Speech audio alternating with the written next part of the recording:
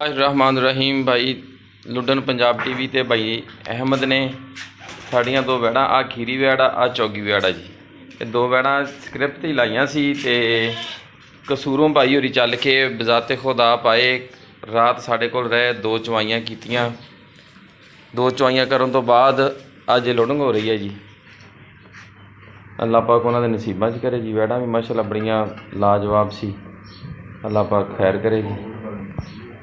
आ बच्चा एक था जी, ये दोनों की लुड़ंग होने लगी है तो लुड़ंग दिखाने जी इंशाअल्लाह।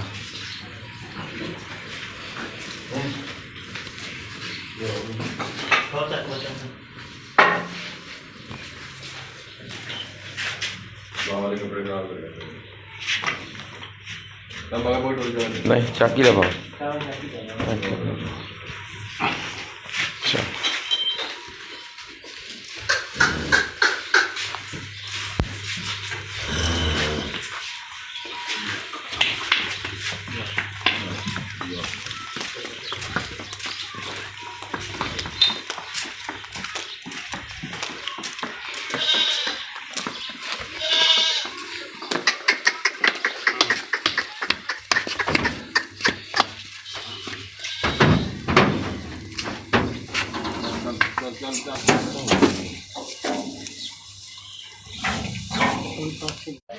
आ दूसरी लुड़ंग होने लगी। अल्लाह पाक खैर करे जी।